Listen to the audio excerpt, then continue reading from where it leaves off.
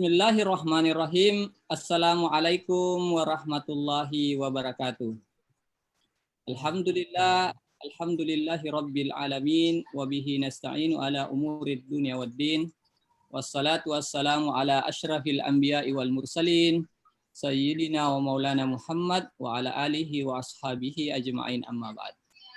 Hadirin pemirsa dimanapun berada, sekarang kita kembali di acara Halaqah Ramadan Media Center Asia Iman di episode ke-8. Di episode ke-8 berarti sudah 8 Ramadan juga kita melalui dan membuat acara ini. Alhamdulillah, semoga kita tetap sehat selalu, semangat, dan menjalani ibadah puasa ini dengan penuh khidmat meskipun kita berada di rumah masing-masing. Alhamdulillah, di kesempatan kali ini seperti biasanya, maka saya sebagai host, ya, sebagai moderator di ruang segi 4 ini, memperkenalkan kepada hadirin sebuah bahwa pemateri kali ini adalah salah satu sahabat saya, teman baik saya, seperjuangan saya mulai dari SMA ya, dulu di MAKN namanya, MANPK. Ya, kemudian beliau melanjutkan studinya ke Timur Tengah, ke Mesir, ya, ke Universitas Al-Azhar, dan setelah itu kembali dengan gelar lisens, dan konsentrasi beliau adalah konsentrasi ilmu tafsir. Kegiatan beliau sekarang adalah dosen dan juga sebagai mahasiswa sekaligus, ya, mahasiswa di program doktor UIN Alauddin Makassar. Siapakah beliau? Yaitu Ustadzna Muhammad Irsyad LC MTHI. Ustadz Irsyad, kita sapa dulu. Assalamualaikum Ustadz. Waalaikumsalam. Waalaikumsalam warahmatullahi wabarakatuh. Apa kabar Ustadz? Sehat? Alhamdulillah sehat. Itu bagaimana kabarnya? Masya Allah. Alhamdulillah sehat-sehat. Mudah-mudahan kita sehat semua. Amin. Ya, untuk kali ini Ustadz Irsyad akan membawakan materi bagaimana sih cara terbaik untuk kembali kepada Allah Subhanahu wa taala. Cara terbaik untuk kembali kepada Allah. Saya juga bertanya-tanya apa ini isi materinya, ya. Kita akan mendengarkan lebih lanjut lagi pemaparannya untuk bagaimana mempersiapkan diri kita kembali kepada Allah Subhanahu wa taala dengan sebaik-baiknya. Tentu dengan penjelasan beliau kita akan belajar lebih banyak lagi. Untuk pemateri durasi 20-30 menit insyaallah cukup untuk sesi pertama ini. Al-an falyatafaddal masykura. Saya serahkan kesempatan berikutnya kepada narasumber. Bismillahirrahmanirrahim. Assalamualaikum warahmatullahi wabarakatuh. Waalaikumsalam warahmatullahi wabarakatuh. Alhamdulillah, wassalatu wassalamu ala Rasulillah wa ala alihi wa ashabihi wa mawala. Rabbi syrah li sadri wa yassir li amri wahlul 'uqdatam min lisani yafqahu qawli. Allahumma la ilma lana illa ma 'allamtana innaka antal alimul hakim. Pemirsa yang budiman, as-saimina was-saimat, dan seluruh jamaah Asia Iman yang dimuliakan oleh Allah Subhanahu wa taala. Alhamdulillah, kembali kita panjatkan puji dan syukur kehadirat Allah Subhanahu wa taala atas karunia nikmatnya yang tak terhingga banyaknya, terutama nikmat Islam dan iman, sehingga dengan nikmat-nikmat itu semua kita semakin mendekatkan diri kita kepada Allah Subhanahu wa taala dan semakin bisa dan konsisten untuk melakukan kewajiban-kewajiban kita kepada Allah Subhanahu wa taala. Walaupun kita akui pada saat ini di tengah kita berRamadan, di tengah pandemi, tentunya ibadah yang kita lakukan tidak sama dengan tahun-tahun yang sebelumnya. Tetapi ketika kita melakukan setiap ibadah dengan maksimal, dengan kondisi apapun yang kita miliki, maka insya Allah pahalanya akan sama di tengah pandemi ataupun di luar pandemi. Karena Allah Subhanahu wa taala mengatakan dalam Al-Qur'an, la yukallifullahu nafsan illa wus'aha. Allah Subhanahu wa taala tidak akan membebankan seseorang kecuali sesuai dengan batas kemampuan mereka masing-masing. Maka batas kemampuan kita sekarang ini adalah kita beribadah di rumah kita, semakin mendekatkan diri kita kepada Allah Subhanahu wa taala. Dan salah satu cara dan sarana kita untuk memaksimalkan ibadah kita di bulan Ramadan ini, di tengah pandemi ini adalah dengan cara seperti ini, halaqah atau pengajian virtual. Mudah-mudahan kita semua yang menyimak dan tentunya yang menyelenggarakan acara ini, yaitu Media Center Asia Iman, itu diberikan pahala dan ganjaran yang luar biasa dari Allah Subhanahu wa taala. As-saimina was-saimat yang dimuliakan oleh Allah Subhanahu wa taala. Insyaallah tema kita pada sore hari ini atau hari ke-8 dari bulan Ramadan tentang bagaimana cara kita mendekatkan diri kita kepada Allah Subhanahu wa taala. Tentunya kita semua tahu bahwa kita ini semuanya dari Allah dan akan kembali kepada Allah Subhanahu wa taala. Kita lahir, dan ketika kita lahir di dunia ini terjadi dialog antara kita dengan Allah Subhanahu wa taala. Ada ikrar kita kepada Allah Subhanahu wa taala. Ketika Allah Subhanahu wa taala bertanya kepada kita semua manusia ketika di alam rahim, alastu birabbikum, bukankah saya ini adalah Tuhanmu? Kita semuanya menjawab, qalu bala, ya betul, engkau adalah Tuhanku ya Allah. Maka di saat itu juga jawaban yang kita ucapkan itulah yang menjadi misi kita dalam kehidupan dunia ini. Misi kita tiada lain adalah kalimatut tauhid, dan itulah yang harus kita pegang teguh dan pertanggungjawabkan sampai kita kembali bertemu dengan Allah Subhanahu wa taala. Tapi tentunya dalam kehidupan dunia ini yang kita jalani ini tidaklah mudah. Banyak sekali ujian, banyak sekali cobaan, dan terkadang ujian dan cobaan itu terkadang membuat kita jalan yang tadinya kita menempuh jalan yang lurus sesuai yang digariskan oleh Allah Subhanahu wa taala dan Rasulnya, ternyata ada godaan, ada ujian yang membuat kita menyimpan dari jalan yang sebenarnya yang diajarkan oleh Allah Subhanahu wa taala dan Rasulnya. Akhirnya ada orang yang tetap konsisten dalam jalan kebenaran. Ada yang menyimpang tetapi dia bisa kembali kepada Allah, menemukan jalannya dan kembali kepada Allah Subhanahu wa taala. Dan ada yang tidak menyimpan dan tidak pernah kembali kepada jalan yang seharusnya yang mesti ia jalani sesuai dengan yang ikrar yang telah ia sebutkan. Maka pada kesempatan ini kita akan membahas tentang bagaimana cara kita kembali ketika kita dalam kehidupan ini banyak sekali godaan, banyak sekali ujian yang berat dan membuat kita menyimpan, dan bagaimana kita kembali kepada Allah Subhanahu wa taala. Dan saya rasa semua orang pasti pernah melakukan kesalahan. Kullu bani Adam khata' wa khairu khata'ina tawwabin. Setiap anak cucu Adam itu pasti melakukan kesalahan, dan sebaik-baik manusia adalah orang yang ketika melakukan kesalahan dia bertaubat dan kembali kepada Allah Subhanahu wa taala.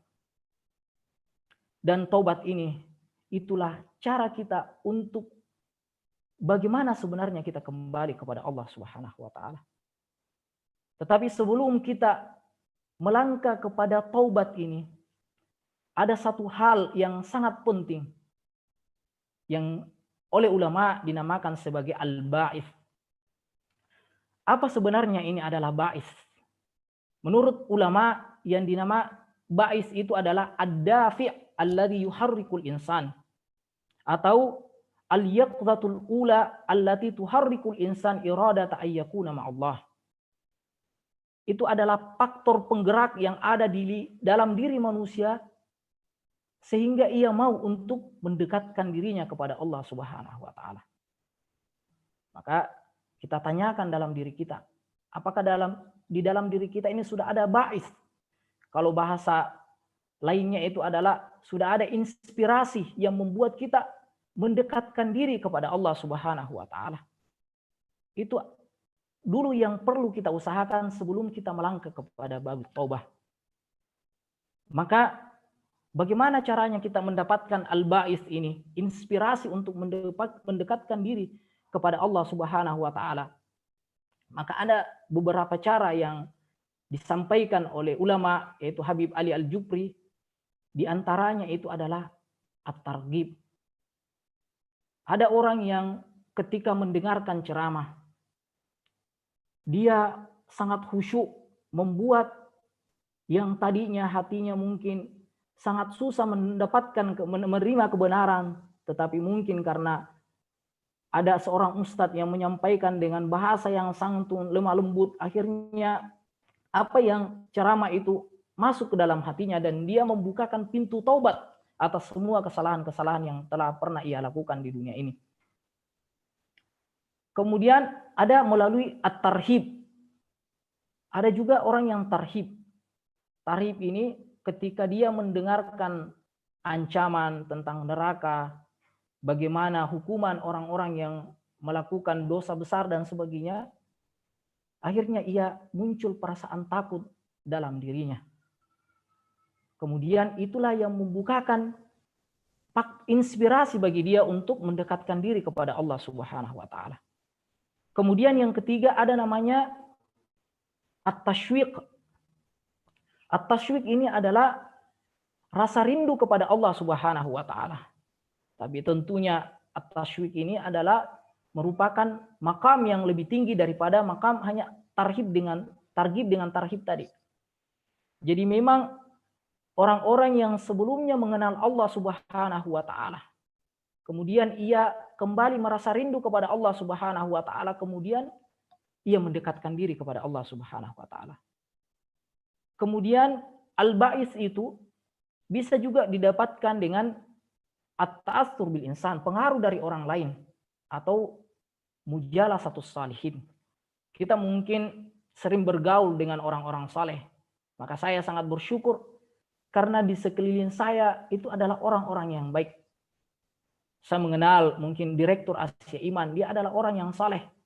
Dan para jamaah-jamaah Asia Iman yang lain. Maka melihat mereka bagaimana mereka beribadah, bagaimana mereka baik itu ibadah individu maupun ibadah sosial, maka itu juga membangkitkan rasa semangat dalam diri saya untuk melakukan hal yang serupa. Mereka adalah orang-orang saleh. Dan biasanya orang-orang saleh, nah menurut Syekh Habib Ali Jupri, biasanya as-salihina qad yujalis as-salihin alladziina qablahu. Biasanya orang-orang saleh juga bersama dengan orang-orang saleh sebelumnya, sehingga ada tasalsul sampai kepada Rasulullah Sallallahu Alaihi Wasallam, dan itu yang ingin kita inginkan. Dan ada juga terkadang inspirasi itu muncul tiba-tiba tanpa ada kita mendengarkan ceramah, dan sebelumnya tiba-tiba terbersit dalam hati saya bahwa saya ingin mendekatkan diri kepada Allah Subhanahu wa taala. Tetapi yang perlu kita ketahui bahwasannya hidayah itu sama dengan orang yang mencari rezeki. Kalau kita mencari rezeki, kita mungkin keluar dari rumah kita dari pagi hari, kemudian kita kembali pada malam hari. Maka tentunya untuk mendekatkan diri kepada Allah Subhanahu wa taala, kita mencari rezeki, kita ikhlas. Kita meninggalkan keluarga kita. Tetapi kenapa kita tidak ikhlas mencari hidayah dan mendekatkan diri kepada Allah Subhanahu wa taala, sementara itu adalah menjadi tujuan hidup kita semua. As-saimina was-saimat yang dimuliakan oleh Allah Subhanahu wa taala. Maka ketika kita muncul al-ba'is, inspirasi atau faktor pendorong dalam diri kita untuk semakin mendekatkan diri kepada Allah Subhanahu wa taala, apa yang kita lakukan selanjutnya?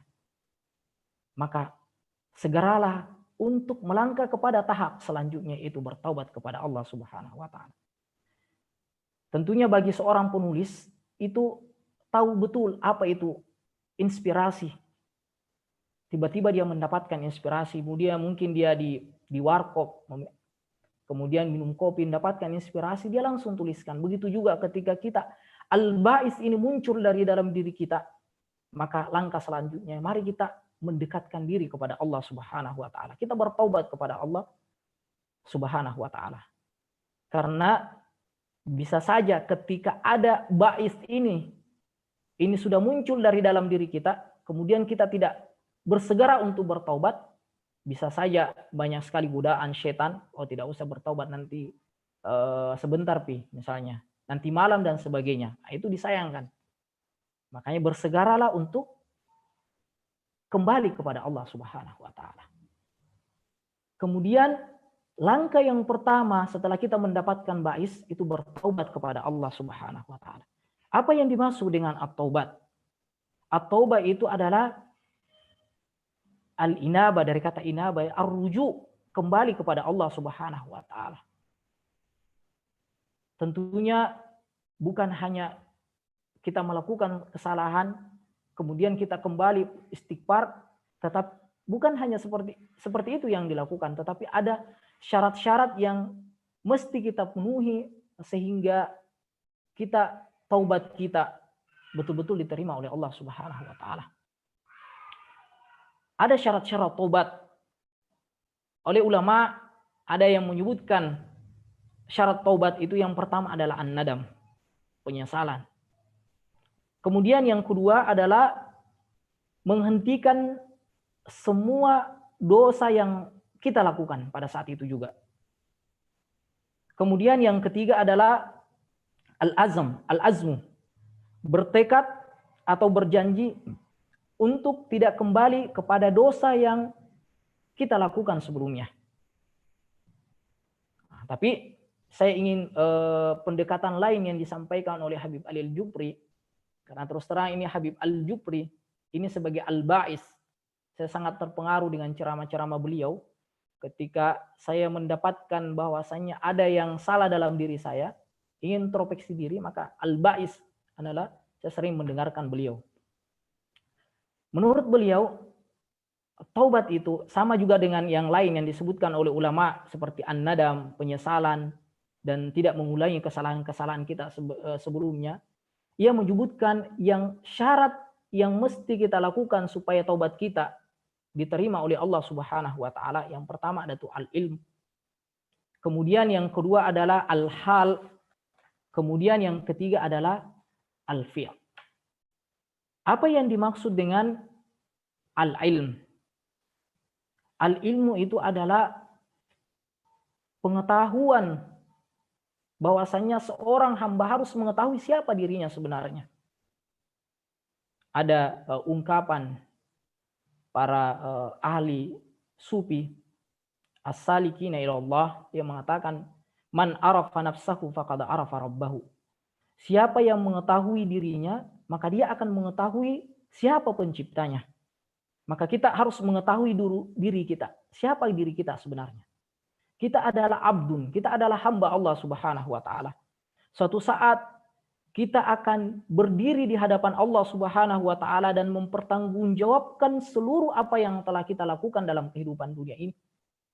Suatu saat Allah Subhanahu wa taala akan menanya kita, "Wahai hambaku, apa yang telah engkau lakukan pada jam begini, misalnya hari Kamis, jam 4, kamu menutup diri dari manusia. Kamu malu ketika manusia melihat kamu dalam keadaan hina, tetapi kamu tidak pernah malu terhadap diriku. Apakah kamu lebih malu terhadap manusia daripada kamu malu terhadap diriku?" Maka pada saat itu kita akan ditanya oleh Allah Subhanahu wa taala. Dan kita tahu bersama bahwasannya manusia ini adalah makhluk yang sangat istimewa daripada makhluk yang lain. Di kanan kiri kita itu terdapat 2 malaikat. Wa ma yalfizu min qaulin illa ladaihi raqibun atid. Ketika kita mengetahui bahwasannya di kanan kiri kita itu terdapat malaikat yang senantiasa merekam jejak kita mulai kita lahir sampai kita menghadap kepada Allah Subhanahu wa taala. Apa yang akan perasaan kita pada saat itu? ternyata ada malaikat di samping kanan kiri kita. Itulah yang membuat manusia itu istimewa.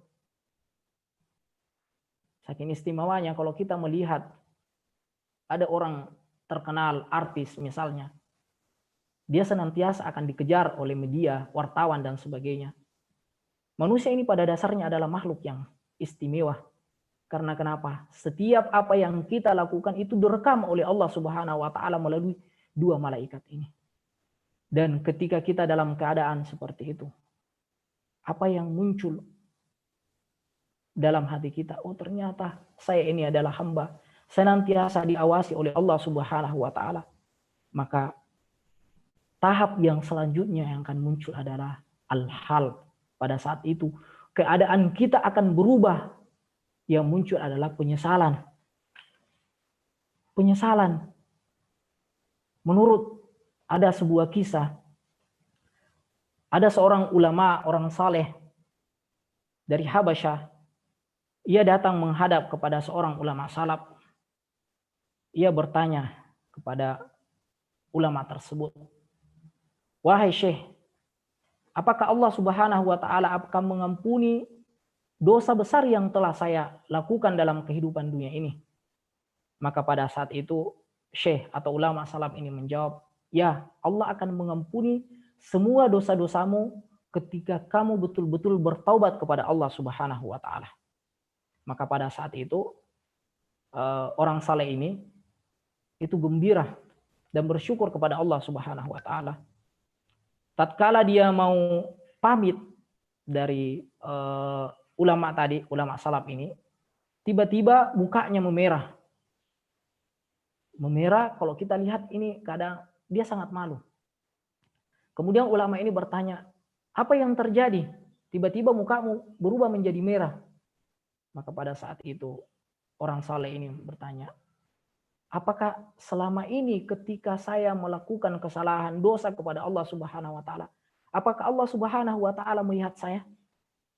Maka pada saat itu ulama ini menjawab, "Ya, Allah Subhanahu wa taala senantiasa melihat apa yang kamu lakukan." Maka pada saat itu sekujur tubuh orang saleh ini berubah menjadi kaku. Dan dia bertanya, "Apakah selama ini Allah Subhanahu wa taala, saya melakukan maksiat, dosa besar kepada Allah Subhanahu wa taala, tapi Allah Subhanahu wa taala senantiasa memberikan saya rezeki, memberikan semua kebutuhan yang saya inginkan?" Maka pada saat itu ada rasa penyesalan dan rasa malu yang sangat luar biasa dalam diri orang saleh ini. Maka tentunya itu yang menjadi cerminan kita sekarang. Ketika kita mengetahui bahwasanya Allah Subhanahu wa taala melihat saya melakukan dosa. Ketika orang-orang tidak pernah melihat saya untuk melakukan kesalahan, tetapi bagi Allah Subhanahu wa taala tidak ada satupun yang tersembunyi. Maka pada saat itu pasti muncul al-khajal atau al-haya, rasa malu yang sangat luar biasa dari dalam diri kita. Maka ketika al-haya ini sudah muncul, apa langkah selanjutnya yang ada dalam diri kita? Tentunya yang kita lakukan adalah al-fi'l. Al-fi'l ini adalah penyesalan yang luar biasa, kemudian kita berazam, bertekad untuk tidak lagi melakukan apa yang telah kita lakukan sebelumnya. Sepenuhnya kita menghadap Allah Subhanahu wa taala dan mendekatkan diri kita kepada Allah Subhanahu wa taala. Kemudian yang keempat, para ulama menambah satu lagi adalah raddul huquq ila ahliha. Mengembalikan hak-hak manusia yang ada pada saat kita setelah kita bertaubat. Karena salah satu mungkin dosa kita, maka ulama membagi tiga hal. Ada dosa az-zambun, ada dosa la yukfar. Ada dosa yang tidak diampuni oleh Allah Subhanahu wa taala. Itu adalah dosa syirik. Innallaha la yaghfiru dzunuba jami'a, kecuali dosa syirik. Kemudian yang kedua adalah dzanbun yukfar, dosa yang diampuni oleh Allah Subhanahu wa taala, atau dosa yang semua yang ketika kita dia meminta ampun kepada Allah, itu akan diampuni oleh Allah Subhanahu wa taala. Kemudian yang ketiga adalah dzambun la yutrak, adalah dosa yang tidak ditinggalkan.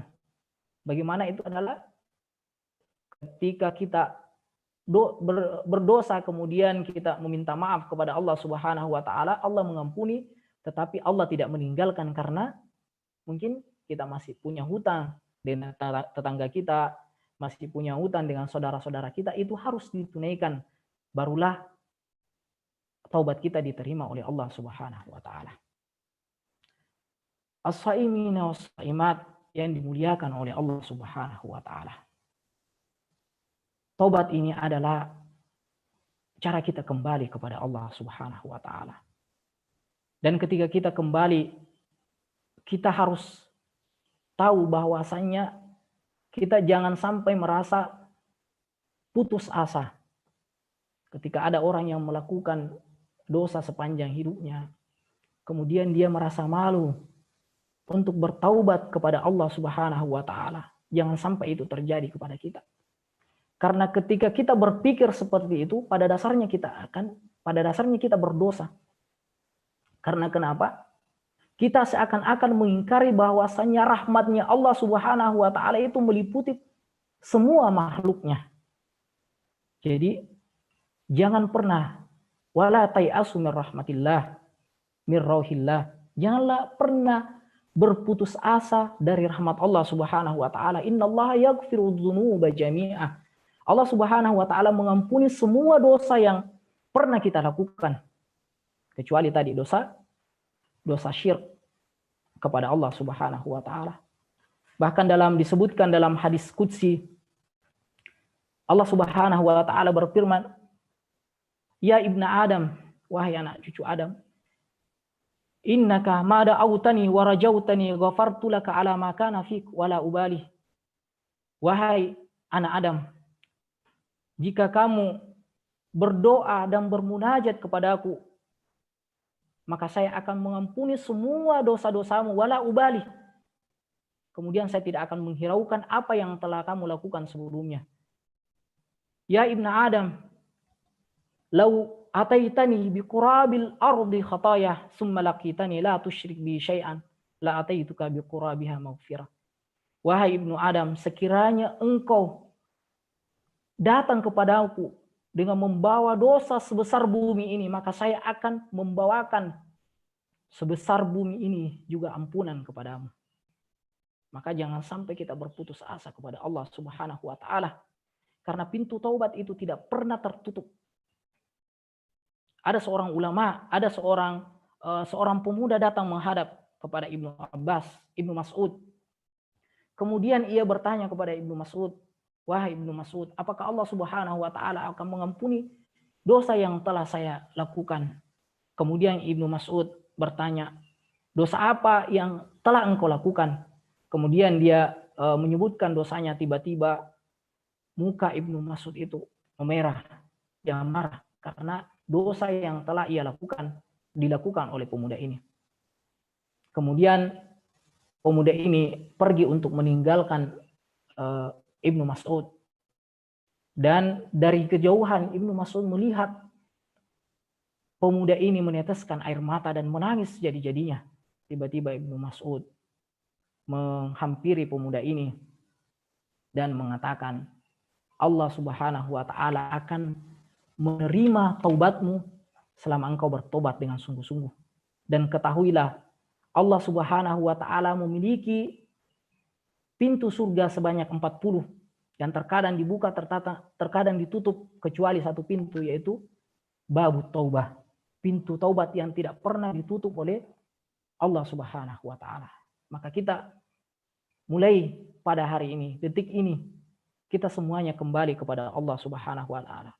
Tidak ada orang yang mulia, tidak ada orang yang tidak pernah melakukan kesalahan dalam kehidupan dunia ini, dan sebaik-baik kesalahan yang kita lakukan adalah kita bertaubat dan kembali kepada Allah Subhanahu wa taala. Saya kira itu yang sempat kami sampaikan. Nanti mungkin akan bisa dikembangkan dalam sesi tanya jawab. Saya kembalikan kepada Ustadz Abdillah. Baik, jazakumullahu khair. Terima kasih sebanyak-banyaknya Ustaz. Sangat dalam dan lugas pemaparan tentang taubat yang disampaikan oleh Ustadz Irsyad. Saya kira tidak terasa Ustaz 30 menit terlewatkan Ya, tidak terasa. Di pertama ini. Tapi saya yakin ya, meskipun demikian kita merasa masih ingin terus belajar dan belajar dalam masalah agama ini. Baik, sebagai moderator yang menghandle acara ini, saya buka sesi tanya jawab kepada seluruh audiens. Apa yang ingin bertanya atau konsultasi masalah materi kali ini, silahkan kita buka sesi tanya jawabnya dengan menggunakan skrip atau naskah ya. Tulis saja di kolom message yang ada di Zoom atau komentar yang ada di YouTube. Ini kita live ini Ustaz, live di YouTube Media Center Asia Iman. Ini akan disaksikan dan kita sebarluaskan video ini supaya dakwahnya makin bisa didengar oleh orang, meskipun mungkin kita sudah tidak online lagi, tapi tidak live lagi ya, tapi bisa diputar ulang untuk kemaslahatan yang insya Allah juga sebagai sarana dakwah. Baik, saya kira ini sudah ada yang masuk Ustaz dari tim, dan beberapa katanya penanya yang banyak ada di YouTube Ustaz. Saya bacakan. Halo Ustaz Irsyad, saya bacakan satu-satu. Silakan. Pertanyaan silakan. Saya ambil dari Wahab Badrussalam. Ya, bertanya tentang Assalamualaikum Ustaz. Mau bertanya bagaimana cara membersihkan hati dan menjaganya tetap istiqomah. Membersihkan hati, saya kira tadi sudah dijelaskan bagaimana Ustaz untuk bertobat. Setelah tobat mungkin hatinya sudah bersih, terus istiqomahnya seperti apa? Apakah ada tips tersendiri dari Ustaz yang mungkin bisa dijelaskan kembali kepada Wahab Badruzzaman ini? Fadhal Ustaz, ini saja dulu. Oke, sudah dijawab dulu ya? Ya, dijawab saya dulu Ustaz. Oke. Jadi langkah yang pertama ketika kita ingin membersihkan hati kita. Jadi hati yang pada dasarnya kita juga harus menjelaskan tentang bagaimana sebenarnya keadaan hati itu. Jadi hati ini adalah dalam ungkapan para ahli as-salikina ilallah yang mereka mengatakan bahwasanya ma wasa'ani sama'i walakin wasa'ani qalbi albi mu'min. Langit dan bumiku itu tidak bisa menampung kebesaranku, tetapi yang bisa menampungku itu hanyalah hati hamba-hambaku yang beriman. Maka hati inilah tempat di mana Allah Subhanahu wa taala bersemayam di jiwa-jiwa, di setiap pribadi umat manusia. Maka ketika hati ini tidak bersih, maka bagaimana mungkin cahaya itu bisa masuk? Sementara Allah Subhanahu wa taala adalah sesuatu yang sangat mulia, yang tidak kemuliaannya yang tidak bisa digambarkan. Bagaimana mungkin cahaya bisa masuk sementara hati kita dalam keadaan kotor? Maka cara kita adalah bagaimana kita membersihkan hati itu dulu, yaitu dengan cara bertaubat. Karena ketika hati itu seperti mir'ah, seperti cermin, atau seperti kertas yang putih. Setiap kita melakukan kesalahan atau dosa kepada Allah Subhanahu wa taala, maka akan di kertas itu ada nuqtatun sauda, akan terdapat tinta hitam. Semakin sering kita melakukan kesalahan, maka bisa-bisa kertas itu akan semuanya menjadi hitam. Nah, maka caranya untuk membersihkan hati kita adalah dengan bertaubat kepada Allah Subhanahu wa taala. Maka setelah kita bertaubat, tentunya taubat yang kita lakukan itu adalah taubat yang sebenar-benarnya, taubat nasuha. Jadi jangan la tatala'ab ma taubat, tidak bermain-main dengan taubat. Maksudnya di mana dimaksud dengan bermain-main, dengan bertaubat? Dia melakukan kesalahan, dia mengatakan, oh sebentar saya akan bertaubat. Kemudian setelah dia melakukan kesalahan, kemudian dia mengatakan lagi, saya akan bertaubat lagi. Pasti Allah Subhanahu wa taala akan mengampuni saya. Itu namanya talaqut taubah. Maka ketika kita bertaubat, maka kita harus meyakinkan kepada diri kita bahwasanya itulah taubat yang terakhir yang kita lakukan, maka setelah itu kita tidak melakukan dosa lagi. Maka tentu yang perlu kita yang kita inginkan adalah bagaimana supaya kita konsisten dengan dan istiqamah dalam taubat yang kita lakukan ini. Jika hati kita telah bersih, maka yang pertama adalah az-zikr. Kita selalu berbanyak berzikir kepada Allah Subhanahu wa taala. Ala bi dzikrillah tatma'innal qulub. Karena dengan berzikir itu membuat hati itu akan menjadi lembut. Bagaimana cara melihat hati itu, seseorang itu hatinya lembut adalah idza dzukirallahu wajilat qulubuhum wa idza tuliyat alaihim ayatuhu zadatuhum imana. Ketika ia mendengar nama Allah Subhanahu wa taala atau ayat-ayat Allah Subhanahu wa taala dibacakan, maka pada saat itu dia meneteskan air mata. Maka itu kemudian menambah keimanannya kepada Allah Subhanahu wa taala. Maka yang pertama itu adalah az-zikr. Kemudian yang kedua adalah al-fikr. Nah, ini adalah al-fikr. Yang maksud dengan al-fikr, al-fikru fi khalqillah. Kita selalu berpikir bagaimana kemahabesaran Allah Subhanahu wa taala, kemahakuasaan Allah Subhanahu wa taala. Jangan kita la tatafakkaru fi dzatillah. Jangan kita berpikir tentang zatnya Allah, tetapi kita berpikir tentang penciptaan apa yang telah Allah Subhanahu wa taala berikan kepada kita. Bagaimana ciptaannya Allah Subhanahu wa taala? Afala yanzuruna ilal ibli kaifa khuliqat wa ilas sama'i kaifa rufi'at wa ilal jibali kaifa nusibat. Itu semua adalah kita pikirkan. Bagaimana Allah Subhanahu wa taala meninggikan langit tanpa ada penyangga. Bagaimana Allah Subhanahu wa taala menghamparkan bumi, menciptakan unta dan sebagainya. Maka tentunya itu adalah salah satu menjaga kita konsisten dalam membersihkan hati kita. Kemudian yang ketiga ada mujalasatus shalihin. Kita harus sering-sering bersama dengan orang-orang yang saleh. Karena sebagian ulama salaf itu ketika ia merasakan, bahkan disebutkan oleh, ada yang mengatakan Imam Malik, ada sahabat Imam Malik, dia mengatakan terkadang kalau ia merasa keimanannya itu menurun, terkadang ia pergi menziarahi Imam Malik.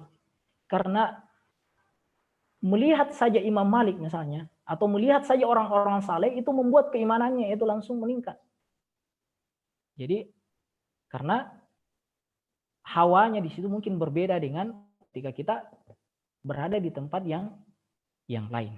Nah, dan saya sebutkan karena mujalasatus salihin qad yakunu salihina yujalisus salihina qablahu. Karena bisa saja orang-orang saleh juga bersama dengan orang-orang saleh sebelumnya dan itu musalsal sampai kepada Rasulullah Sallallahu Alaihi Wasallam. Nah, jadi ada tiga. Yang pertama itu zikir, kemudian yang ketiga adalah fikr fi khalqillah, kemudian yang ketiga adalah mujalasatus shalihin. Saya kira itu. Masya Allah, jazakumullahu khair atas jawaban-jawabannya, Ustaz. Dan saya kira sangat cukup lengkap dari jawaban ini. Insya Allah menjadi jawaban terhadap pertanyaan Wahab Badrus Salam. Lanjut ke pertanyaan selanjutnya ini, Ustaz. Masih di beberapa pertanyaan, semakin banyak pertanyaan ini, Ustaz. Mungkin kita bisa maksimalkan. Pertanyaannya yang kedua dari Ibu Lia, yang bertanya tentang apakah makna al-ikhlas, Ustaz? Dan apa hukumnya kita menginginkan sesuatu yang lain dari beribadah? Menginginkan sesuatu yang lain dari beribadah, contohnya saat bersedekah. Jadi, saya jawab Ustaz ya. Silakan. Jadi ikhlas itu adalah at-takhallus atau menghilangkan dalam diri kita apa yang yang lain dari makhluk, yang kita harapkan itu adalah hanya Allah Subhanahu wa taala. Itu adalah pengertian yang paling sederhana dari kata dari ikhlas. Makanya kalau kita melihat kalau kita bisa gambarkan bahwasanya yang mengetahui dari maksud dan tujuan kita itu hanya Allah Subhanahu wa taala. Nah, kalau kita melihat surah Ikhlas, kenapa dinamakan surah Al-Ikhlas sementara tidak ada kata ikhlas di dalamnya, sementara di surah lain itu dinamakan, nama surah itu diambil dengan kata-kata yang ada dalam surah tersebut. Sementara surah Al-Ikhlas itu tidak ada kata-kata ikhlas di dalamnya. Karena menurut ulama, karena dalam surah Al-Ikhlas di situ ada pengakuan antara seorang hamba kepada Tuhannya, bahwasanya dia qul huwallahu ahad. Dan itu sangat dalam sehingga dikatakan sebagai surah Al-Ikhlas. Nah, itu. Kemudian apa yang ketika kita berdoa, kita meminta, contohnya apa yang kita minta? Apakah ada orang yang berdoa misalnya supaya dia selamat dunia akhirat, ada yang berdoa karena ya Allah, saya berdoa kepadamu supaya saya misalnya diluluskan. Ya Allah, saya berdoa kepadamu supaya dimudahkan rezeki saya. Ya Allah, saya berdoa kepadamu supaya misalnya saya mau beli rumah baru, saya mau beli mobil, atau hal-hal yang sifatnya duniawi. Itu boleh-boleh saja. Nah, kita berdoa kepada Allah Subhanahu wa taala, dan itu mungkin dijelaskan pada pertemuan-pertemuan sebelumnya, itu bisa dibuka, ada Ustaz Muammar Ustaz kemarin itu tentang dahsyatnya mengetuk pintu langit kalau tidak salah judulnya. Tetapi yang paling utama dari doa yang kita panjatkan kepada Allah Subhanahu wa taala itu adalah satu, yaitu mengharap ridho Allah Subhanahu wa taala. Apalagi di tengah pandemi ini.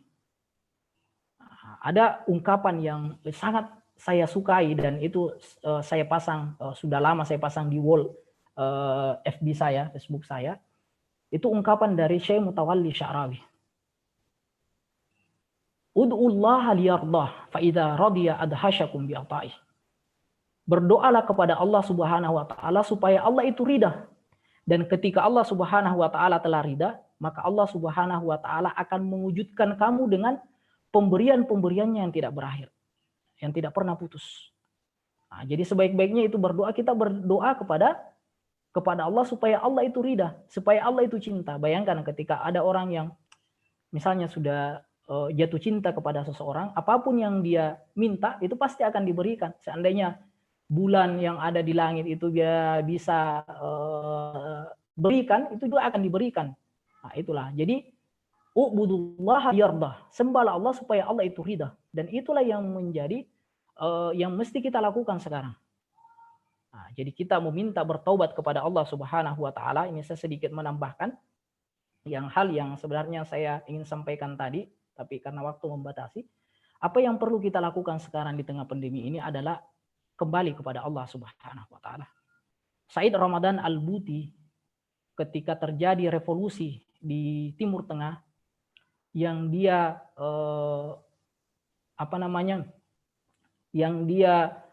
sampaikan kepada seluruh masyarakat atau seluruh umat Islam itu adalah taubat nasional. Taubat nasional. Semuanya kita ini bertaubat kepada Allah Subhanahu wa taala. Karena kita tidak tahu apakah ini pandemi ini Covid ini adalah azab, ujian atau cobaan, itu kita tidak tahu, hanya Allah Subhanahu wa taala yang mengetahui.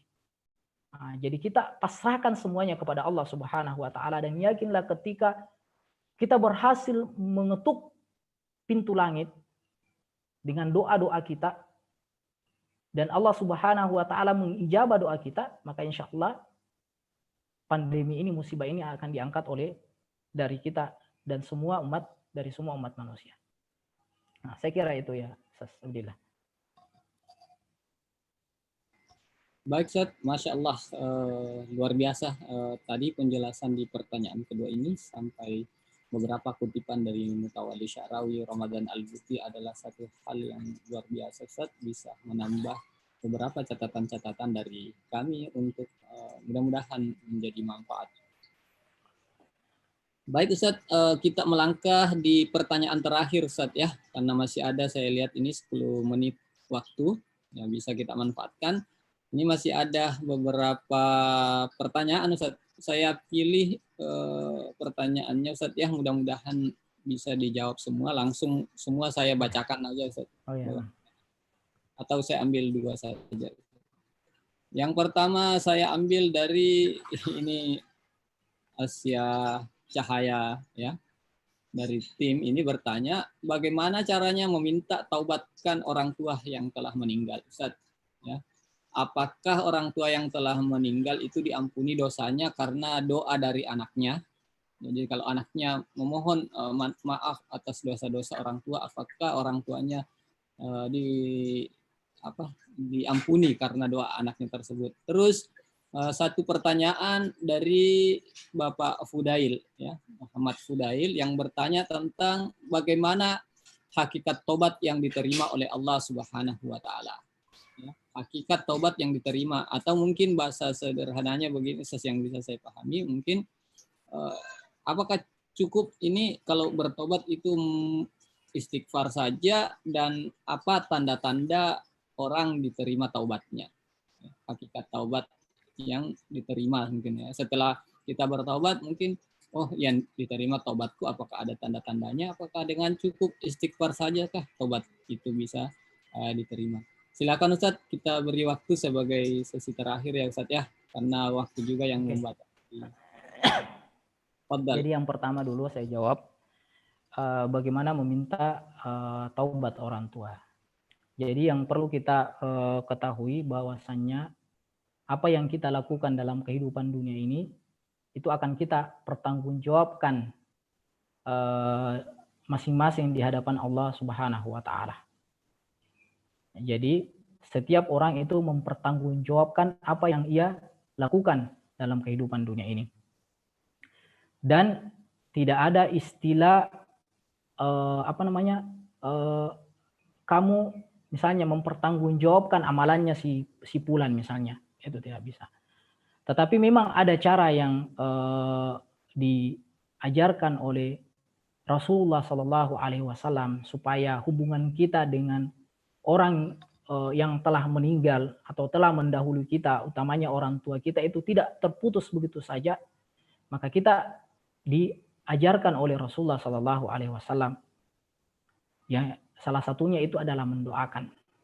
Ada yang dalam hadis yang itu ada ada 3 yang la tunqata'u, yang tidak terputus amalannya, itu sadaqatun jariyah, au ilmun yuntafa'u bihi, au waladun salih yad'u lahu, atau seorang doa anak yang mendoakan orang tuanya.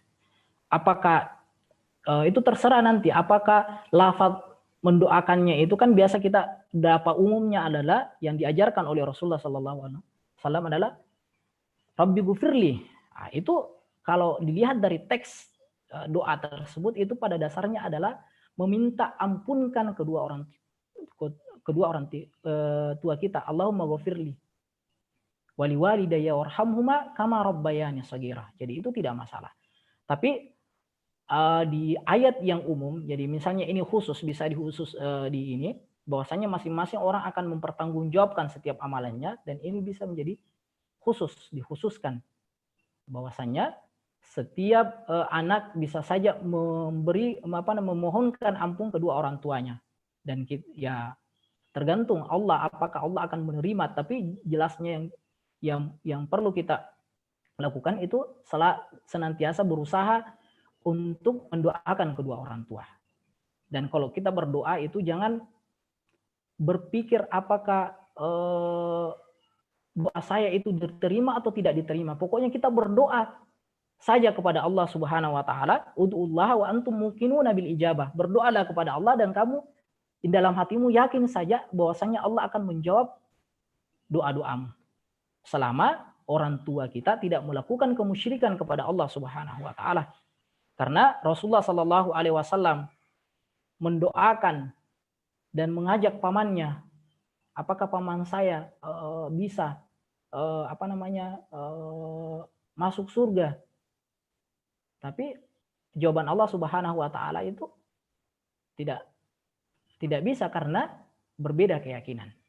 Nah, selama kita orang tua kita tidak menyekutukan Allah Subhanahu wa taala, mengapa tidak kita berdoa dan meminta ampunkan dosa kedua orang tua kita.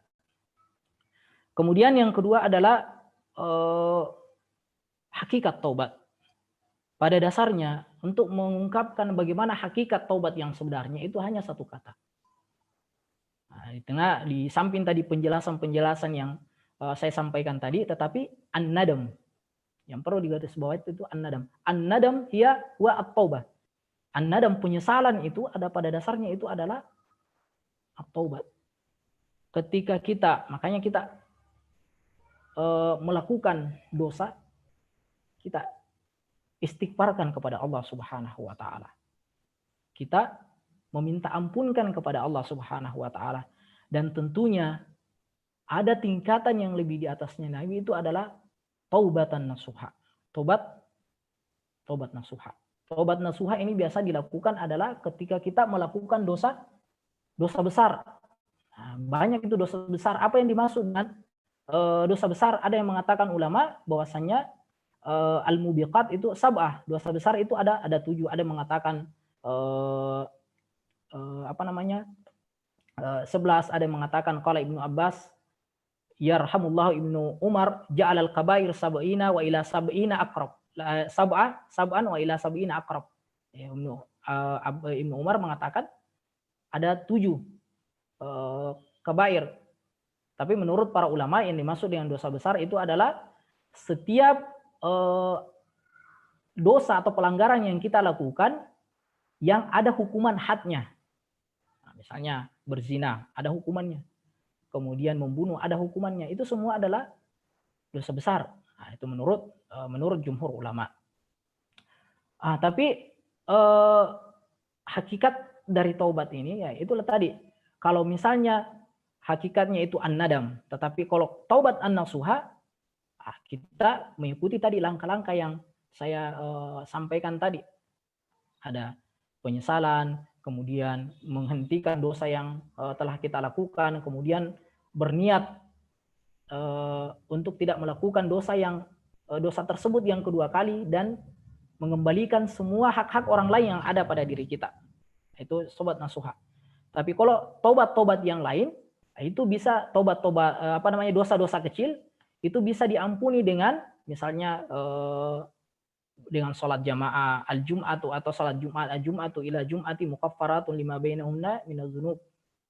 Ini antara Jumat atau salat dengan salat yang lain itu bisa menghapuskan dosa, tapi dosa-dosa yang dimaksud itu adalah dosa-dosa yang kecil. Tapi kalau dosa-dosa yang besar itu adalah betul-betul taubat nasuha. Apakah apa yang bagaimana cara menandai bahwasanya orang ini diterima taubatnya oleh Allah Subhanahu wa taala? Tentunya keadaannya akan berubah setelah dia bertobat kepada Allah Subhanahu wa taala. Jadi tentunya keadaannya. Tentunya kalau keadaan orang yang melakukan dosa besar itu ada perubahan 100% dalam hidup yang dia lakukan.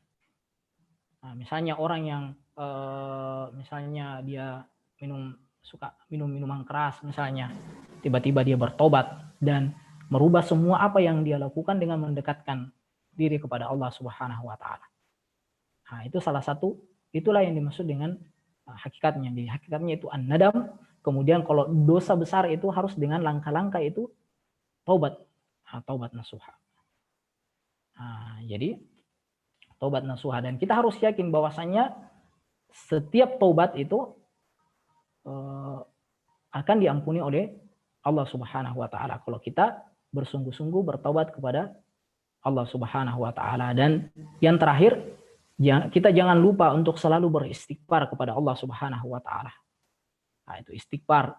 Istighfar itu dengan menghadirkan hati kita seraya memohon ampun kepada Allah Subhanahu wa taala atas dosa yang telah kita lakukan. Rasulullah Shallallahu alaihi wasallam itu minimal dia beristighfar 70 kali dalam sehari, sementara Rasulullah Shallallahu alaihi wasallam tidak pernah melakukan dosa. Nah, tentunya kita bi amassil hajah ilaih. Nah, tentunya kita harus lebih sering daripada Rasulullah Shallallahu Alaihi Wasallam, karena kita ibnu Adam, kullu ibnu Adam khata wa khairu khata'ina at-tawabin. Dan banyak sekali sebenarnya bagaimana para ulama-ulama kita, ulama-ulama salaf, dia beristighfar, bertaubat kepada Allah Subhanahu wa taala. Bahkan ada yang bertaubat dengan hal-hal yang mubah. Nah, jadi jangan heran, misalnya, bagaimana itu orang bertaubat dengan dia melakukan yang mubah, kemudian dia bertaubat kepada Allah Subhanahu wa taala. Memang ada para ulama, terkadang dia bertaubat kepada Allah karena dia melakukan sesuatu yang mubah. Misalnya dia meminum air misalnya, tiba-tiba dia astagfirullahaladzim. Karena kenapa? Karena mereka pada derajat bahwasanya hubungan dia, apa yang dia lakukan itu senantiasa terhubung dengan Allah. Jadi semua apa yang dia lakukan itu senantiasa bernilai ibadah. Jadi ketika dia tidak melakukan ibadah, dia beristighfar. Jadi astagfirullahaladzim. Kemudian ada juga yang bahkan beristighfar kepada Allah karena melakukan ketaatan. Bagaimana mungkin ada orang yang beristighfar padahal dia melakukan ketaatan? Yang ada. Tapi mungkin ya kita bisa mengatakan ya level kita pada bukan pada makam seperti itu. Bahkan Rabi'ah al-Adawiyah mengatakan, terkadang Rabi'ah ada mengatakan bahwasanya istighfaruna inna istighfarana yaftakiru ilal istighfar. Terkadang istighfar kita ini memerlukan istighfar lagi. Nah, itu mungkin di luar dari jangkauan kita. Tetapi apa yang perlu digarisbawahi bahwasanya setiap saat, paling tidak di pagi hari kita awali waktu kita dengan beristighfar kepada Allah Subhanahu wa taala. Kemudian tatkala kita ingin tidur, kita juga beristighfar kepada Allah Subhanahu wa taala dan memulai pekerjaan kita, aktivitas kita dengan beristighfar kepada Allah Subhanahu wa taala dan mengakhiri juga dengan istighfar kepada Allah Subhanahu wa taala. Mudah-mudahan dengan istighfar yang senantiasa kita panjatkan, yang senantiasa kita ucapkan, itu semakin mendekatkan dan membersihkan hati kita kepada Allah Subhanahu wa taala, dan itulah salah satu cara bagaimana kita kembali kepada Allah Subhanahu wa taala. Oke. Baik, Ustaz, jazakumullahu khair. Terima kasih banyak atas pertanyaan-pertanyaan ya, baik yang penanya juga kami ucapkan banyak terima kasih ya. Semoga tidak terpuaskan ya, bahasa istilah ini tidak terpuaskan, artinya kita tetap untuk belajar.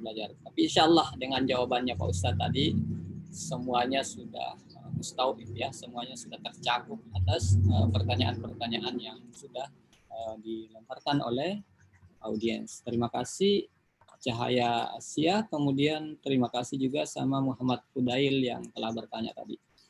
Nah, beberapa catatan yang kami rangkumkan bahwa ternyata istighfar ini bukan hanya ucapan astagfirullahalazim saja, tapi harus disertai dengan bagaimana kita nadam di dalam hati kita, bagaimana kita menyesali atas dosa-dosa yang kita lakukan. Terus kalau astagfirullahaladzim saja misalnya yang kita lakukan ini harus dilakukan 100 kali, itu jangan kita ganti-ganti Ustaz. Karena sekarang ini banyak juga fenomena yang ada. Istighfarnya diganti astajim, ya. Astajim, astaga, begitu Ustaz. Jadi ini perlu mungkin menjadi salah satu yang bisa kita petik di sini, bahwa istighfar ini adalah salah satu langkah untuk bertaubat kepada Allah Subhanahu wa taala. Terus yakinlah terhadap apa yang Anda lakukan dengan istighfar itu, bahwa Allah akan mengampuni dosa kita. Dan istighfar, bertaubat juga itu ada hak-hak yang harus kita tunaikan kepada orang lain supaya diampuni dosa. Terima kasih banyak Ustadz atas waktunya. Kita akan bertemu di lain waktu, dan untuk sesi penutup kami dari segenap tim mengucapkan terima kasih, dan di akhir perjumpaan ini Ustadz dipersilahkan untuk memberikan 2 menit ulasan yang kemudian ditutup dengan doa bersama sebagai akhir dari pertemuan ini. Falyatafaddal Ustaz. Jadi kesimpulan dari apa yang materi kita hari ini adalah bagaimana kita kembali kepada Allah Subhanahu wa taala.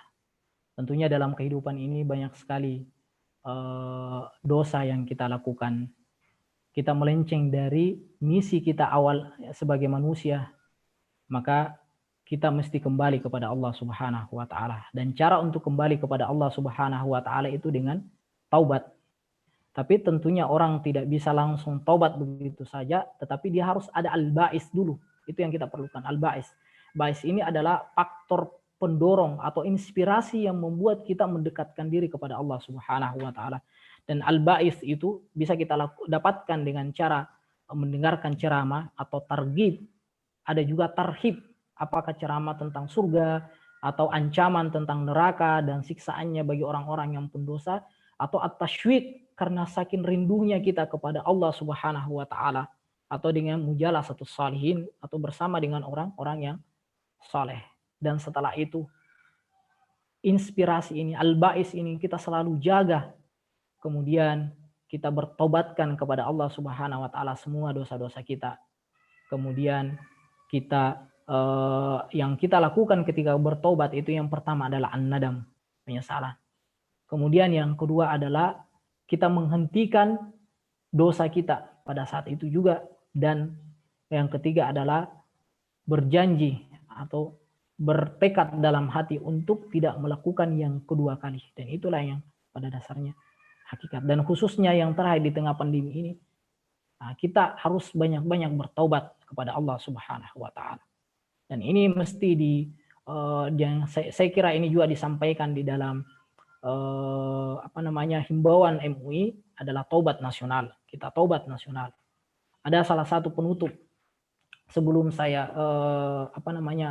membaca doa, seorang ulama yaitu Ibnu Sabih berkata kepada datang menghadap Ibnu Hasan Al-Basri yang mengatakan, wahai Hasan, meminta, bilang ada seseorang yang datang mengadukan bahwasanya panennya itu tidak berhasil. Maka ia mengatakan, Hasan Basri mengatakan, bertaubatlah kepada Allah. Kemudian ada lagi orang yang datang dan meminta, berdoalah kepada Allah supaya Allah mengaruniakan saya anak. Maka Hasan Basri menjawab, bertaubatlah kepada Allah. Kemudian ada orang yang lagi datang. Kemudian, wahai Hasan Basri, mohonkanlah aku kepada Allah supaya Allah mengangkat semua musibah yang saya lakukan, yang saya terima. Maka pada saat itu Hasan Basri mengatakan, bertaubatlah kepada Allah. Maka pada saat itu ulama tadi bertanya, aku sama sekali tak kenapa ketika ada orang yang bertanya tentang sesuatu, meminta doa, kamu selalu menjawab bertaubatlah kepada Allah. Dan juga ini kita sekarang ini, bagaimana kita keluar dari pandemi ini, maka satu jawabannya adalah bertaubatlah kepada Allah Subhanahu wa taala. Makanya Hasan Basri menjawab, kami bertanya kepadamu tentang semua masalah, tetapi yang kamu jawab itu adalah bertobatlah kepada Allah Subhanahu wa taala. Maka Hasan Basri mengatakan, aku sama sekali tidak mengatakan menurut pribadiku, tetapi itulah yang dikatakan oleh Allah Subhanahu wa taala dalam Al-Qur'an, dalam surah An-Nuh ayat 10. Faqultu astaghfiru rabbakum innahu kana ghaffara yursilus samaa 'alaikum midrara wa yumdidkum bi amwalin wa banina wa yaj'al lakum jannatin wa yaj'al lakum anhara. Maka aku katakan kepada mereka, mohonlah ampun kepada Tuhanmu, sesungguhnya Dia adalah Maha Pengampun, niscaya Dia akan mengirimkan hujan kepadamu dengan lebat dan membanyakkan harta kepada anak-anakmu dan mengadakan untukmu kebun-kebunmu dan mengadakan pula di dalamnya untukmu sungai-sungai. Jadi adalah kita berbanyak beristighfar kepada Allah Subhanahu wa taala. Mudah-mudahan wabah ini segera diangkat dan kita bisa melakukan kehidupan yang normal seperti sebelum-sebelumnya. Kita beristikbar kepada Allah Subhanahu wa taala. Astaghfirullahalazim wa atubu ilaih. Astaghfirullahalazim wa atubu. Astaghfirullahalazim wa atubu ilaih. Allahumma lakal hamdu kulluh wa lakal syukru kulluh wa ilaihi yurja'ul amru kulluh. Allahumma ya Rabbana zalamna anfusana wa illam taghfir lana wa tarhamna lanakunanna minal khasirin. Allahumma zalamna anfusana wa illam taghfir lana wa tarhamna lanakunanna minal khasirin. Allahumma zalamna anfusana wa illam taghfir lana wa tarhamna lanakunanna minal khasirin. Ya Allah, kami telah menzalimi diri kami, ya Allah. Kami telah banyak melakukan dosa maksiat. Sekiranya Engkau tidak mengampuni kami pada detik hari ini, ya Allah, maka sesungguhnya kami termasuk orang-orang yang merugi. Allahumma innaka afuun karimun tuhibbul afwa fa'fu anna ya karim. Allahumma adfa'anna al-ghala wal bala wal waba wal fahsya wal munkar wasyuyub al mukhtalifata wasyada'id wal mihan ma dhahara minha wa ma batan min baladina hadha khassa wa min sairil buldanil muslimina amma innaka anta ala kulli syai'in qadir. Allahumma arinal haqqa haqqa warzuqna ittiba'a wa arinal batila batila warzuqna ijtinabah. Rabbana hab lana min azwajina dhurriyyatina qurrata a'yun waj'alna lil muttaqina imama. Rabbana atina fid dunya hasanah wa fil akhirati hasanah wa qina adzabannar. Wa sallallahu ala khairin nabiyil ummi wa ala alihi washabihi wasallam. Alhamdulillahi rabbil alamin. Amin, amin ya rabbal alamin.